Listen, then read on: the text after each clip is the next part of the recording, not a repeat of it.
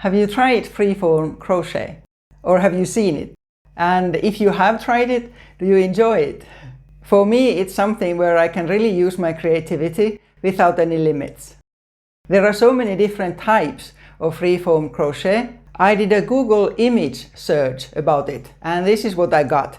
So there's all different types. There's wearables, both clothes like tops or skirts even, and then often things like ponchos and shawls.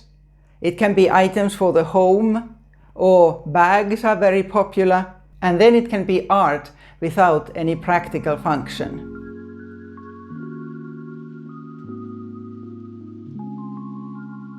Freeform, as the word says, can really include anything. So don't let anybody say that freeform crochet should be done this way or that way or whatever way. You do it whatever way that comes to your mind. A couple of years ago, I made this video about freeform. It has continued to be popular, so it's about time to make another one.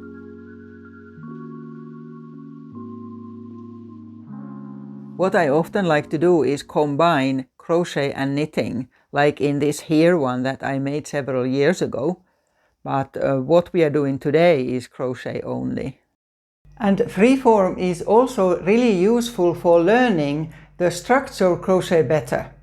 When you don't follow ready-made patterns and instructions, but instead you are trying out and you are making it up as you go, you are having to think far more how the different stitches affect each other, how different stitch patterns go together, all that sort of things. And also how you, if you are planning, if you want it to stay flat, how you have the right number of stitches so it does stay flat and doesn't start going all wavy or something. Although if you don't feel comfortable doing that, you can also find instructions and patterns for parts of crochet and then just put those together. Like use circles and squares and then think of how you are going to put them together.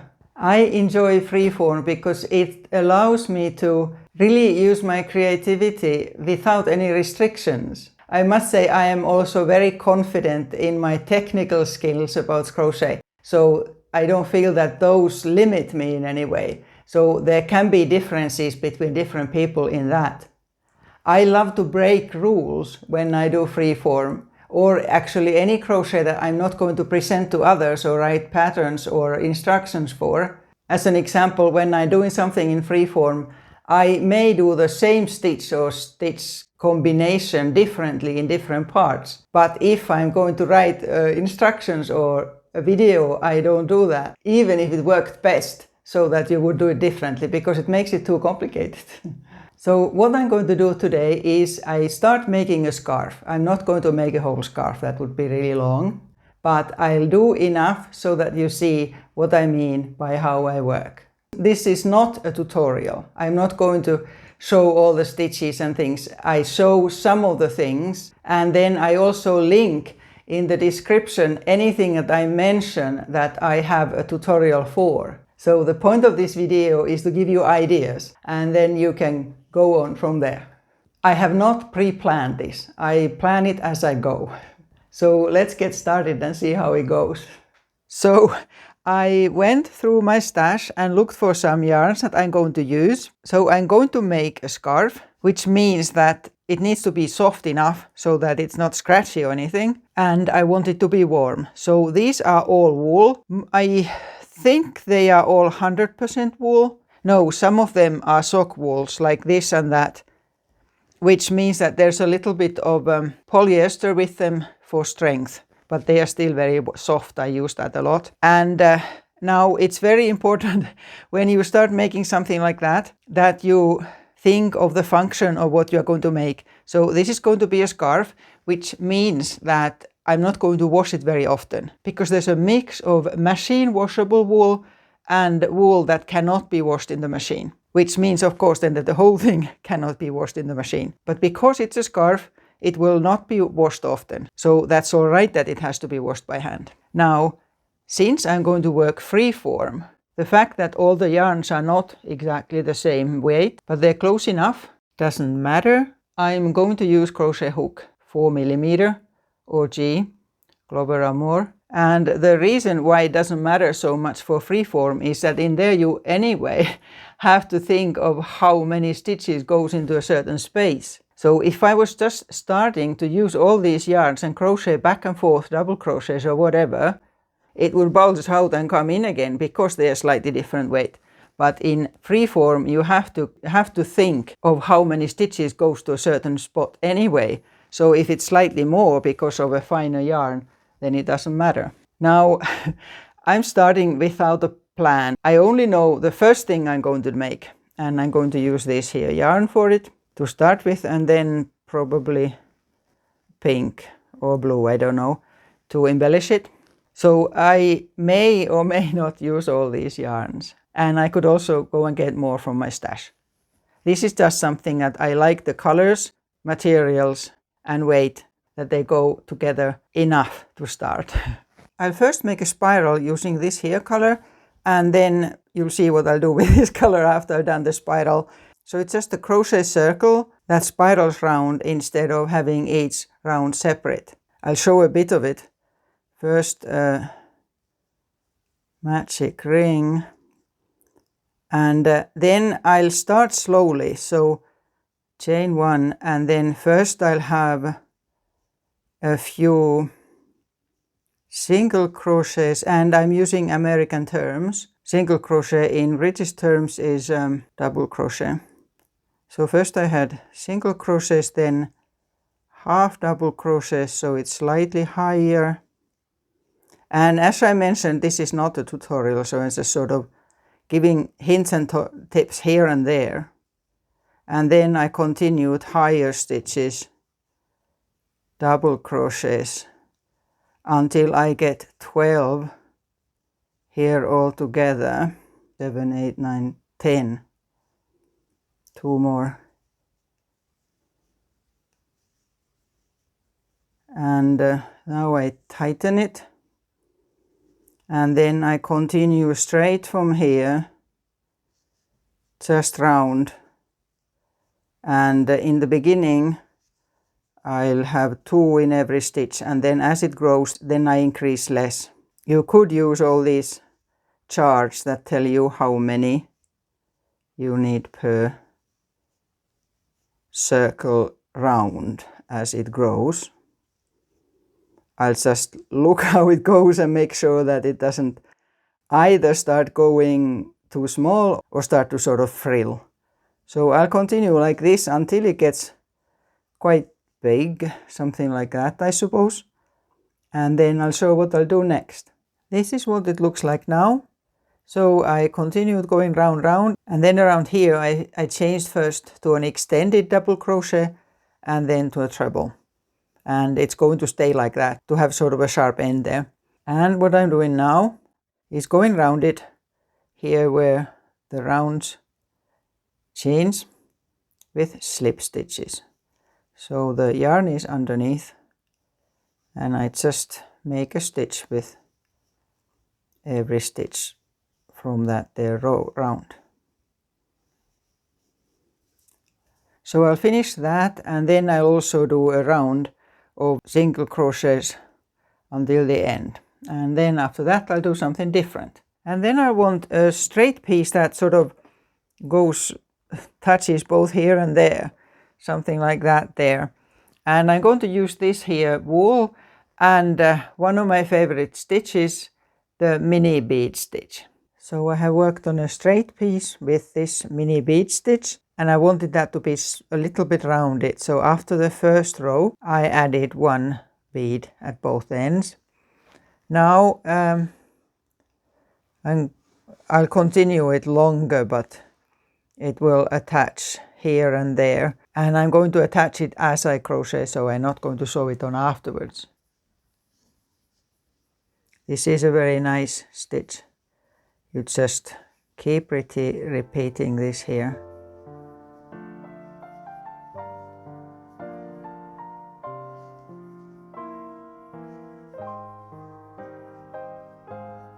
Here, but I'm realizing just now I wanted both ends rounded, so I have to fix that last row there. After that, I'll use these 3 sort of a blending colors, and I'll do some small round circles here. Just one round of either double crochets or trebles. Here we are, that bit. I actually swapped this one to that one, it's a bit thicker. So I just did 3 simple circles. When I sew these, I sew them sort of inside, going back and forth inside them, so that this here doesn't break much, so that there are no stitches going across it. I decided now that this here is going to be the left side of the scarf, so I'm not going to continue anything to the left of that, but for the width I'll need things here. And I actually think that this will be the bottom of the scarf. I had originally thought that I would grow it to every direction, but I'm quite happy the way it is here now. What I'll do next is, I don't know what you call it, like a rainbow, but one that has a corner here and then is rounded on that side. I at least started with this hair color, and then after a while I decide if I want more than one color for that bit. I'll show a bit here how I start that, because I need the corner. Until now I was using a magic ring. Now I chained 5 and I join that into a ring, and then I'll chain 3 and I'll make a few double crochets into the ring. When you work like this, there's often a lot of frogging, undoing, because when you start you don't know what's going to happen, and you certainly don't have a pattern. In a while I may use one of the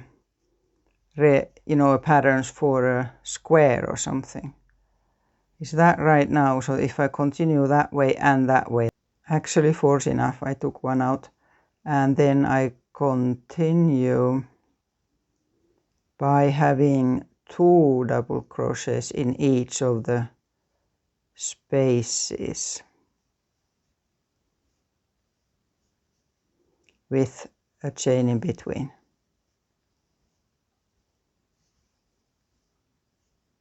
Did that split? No. And in there, and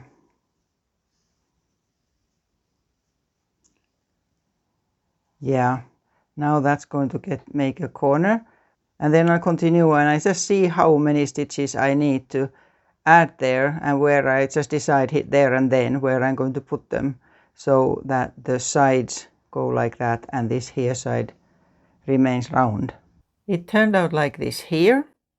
The last row is single crochet, so it will be easier to sew on. So this here one I will sew, not crochet on. It will go here. So now I'll sew that on, and then I start crocheting something directly to these here. And if you need to sew something, it's always worth leaving the yarn tail so that you don't have extra yarn ends to weave in. So I'll sew this here. Again, so that the edge doesn't sort of break. So I'm taking the stitches from underneath here a bit. That's in there, and then I'll continue this way. But here we see something that easily happens, and that is also easy to fix. Here, this isn't level, obviously. So if I'm wanting to get a sort of a straight line of some stitches going there, I need to do something about that. And what that is I'll start here and I'll go that way first, using some stitches so that I'll get that there level. And then whatever I'll do next, I'll start it from here then after I've done that. I'll show what I mean. So I turned it the other way around now, so I can go that direction. And I attached the yarn there, and then I'll do some stitches here first. Well, it goes straight downwards, so I think I'll first make a half double crochet, and then another one maybe, In some ways this is very similar to what I do or anybody does when they are designing something new. You just try and see how it goes. Although I know there are some who first write a pattern and then make it, but I could never do that. And then this is a longer stitch, so that will be a double crochet, and probably the rest also. Just seeing that it does make it straight. Yeah, so say 2 more double crochets at the end here. So now that there is even, and I can continue something else here. I don't know yet what, so I'll think of it now and then come back. So I decided to do a row of single crochets first so that I can fill this here gap easily using foundation single crochet. So I'll start here into that gap doing foundation stitches. So starting the foundation. And this is another one that I'm linking in the description, so if you are not familiar with foundation stitches. So I'll make it a bit longer and then I attach it there and then continue probably a bit past that, but not level with this here. For me it's so important that nothing is sort of a square or exact or something like that. Everything needs to be a bit uneven and messy. Then what I decided that with this here I will simply make loops, chain loops, maybe 3 or 4, back and forth a few times. Here we are. So this here bit is just chain 4 loops all around. And now I'm going to go, I will continue something else here still to make it slightly wider, the scarf, but not much. But before that I'll make 1 or 2 or 3 squares that I really enjoy making. I just recently made a lace top using that square, but I leave the last round out of that one because it's too lacy, and I'll do that here. I'll use at least these 2 colors here now, like this here. And now there's this here bit, and I'm going to fill that next, and then this here will be the edge of the scarf, so that's the full length of it. When you are working in a place like this here, that a netting has finished, and then you start doing something else directly on it, to think how many stitches you need in between here.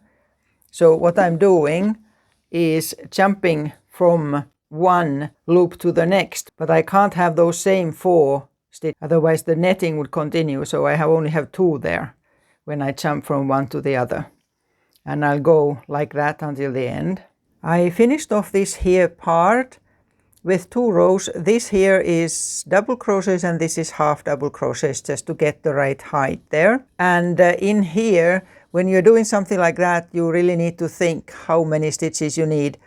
I first put 2 into each of the loops, but that was too much. It became wavy. So now there are some that have 1 and most have 2 to get it the right size. And then I'm going to start working with this here area. I will want to have another spiral thing like that in about here, but first I'll do something here. I like to have balance in color, so this here mustard yellow hasn't been used elsewhere yet, so I'm going to use it here now. And what I'll do is, there's this here sharp tip.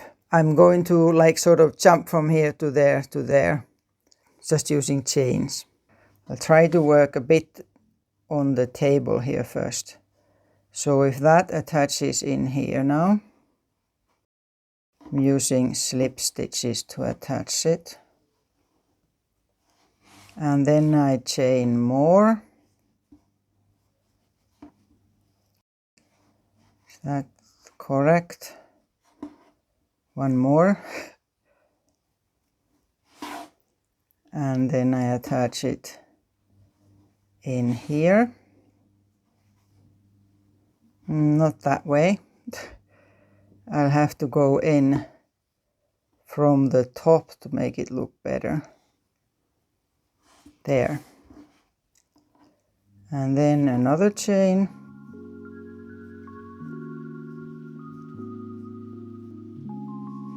Would that be, no, couple more there. And with this again I'm preserving this here edging, so I'll go under it in here.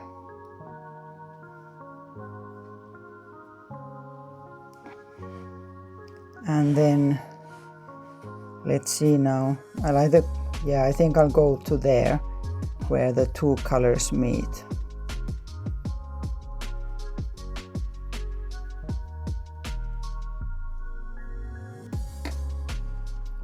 Is that enough? Or one more? And then in there, no, in there. Right, so that's all that I'll have in there. And then I need to decide what I'll do next. I'll finish off this here yarn now. I made another one like that, and I don't want it to be directly above it, so it will go close to the edge here. And then need to continue. I think what I'll do first, I'll attach that probably there, and then decide what to do here. It might be something similar to what I have here, so that it sort of balances it, so that I would just have a plain piece of crochet. And I'm noticing now that this here at the moment is the only one that's sort of a clearly textured stitch. So I will want to have more different textures or the same texture. I don't think I will start making a shape like that in textured stitch, so it will probably be after that there. I have that attached here now a bit, and then I started here using this same lighter turquoise as I have here, and I first filled in because there was this sort of a dent in here, and now I'm going to start going back and forth here using extended single crochets. So I'll just show a little bit from the beginning. So I'll attach it to the side a bit higher here, and then have to attach it to get it slightly higher. Forgot. There. And now I can start. So here, an extended single crochet, you first chain and then you finish the stitch.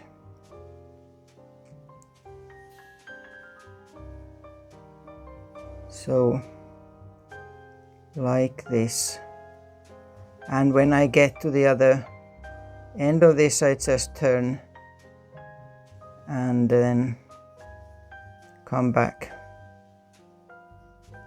like this here. I did that much of this here, and then I'm picking up, this is the same as that there yarn, and I'm thinking of making that the corner something like this here. There's that there here. Now done. And then I continue filling this in. There's this yarn that I have only used in this little bit here, so I'm going to use that now to fill that in with similar netting as in here. And something to remember when you are doing freeform is that if you do a sort of a border somewhere, then that you don't hide it with what you're going to do next. So I will start the netting sort of underneath this here, on this here side. So I will just be going loops like that there and attaching it on both sides as I go.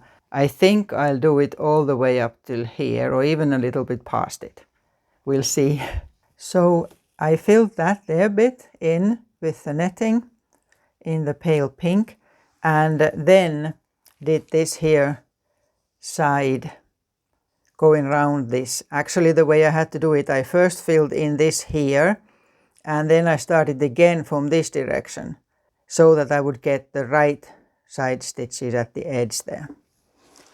So the way I'm going to continue now, but not on this video, is that I will make an other end the same size as this one, but different. I will be using the same colors and I think I will be using a circle or two so that the whole thing will be the same style. But what I'll do is then from here now I will start working on one color only, and then both ends will be like this and the middle will be a single color. I haven't decided yet what stitch that will be nor what color it will be, but it will be a textured stitch. So I will decide that soon. But I'm really pleased with how it's looking now. I will probably block this now by wetting it through so that I'll get nicer photos of it. And this is as far as I'm going to go with this scarf here on this video. I will definitely finish this because I absolutely want to wear this, and I will show what it turns out like. But I'm not actually going to finish it now. I'll finish it later in the autumn because I don't need a woolly scarf for a while, hopefully. So what do you think? Do you think you would enjoy this type of work, or have you been doing it before and enjoy it? And if so, did you get any new ideas from the way I was working? It would be nice to know, so please tell me in the comments. And like in a few other videos lately, I'm finishing off with a scene from near where I'm living. Till next time.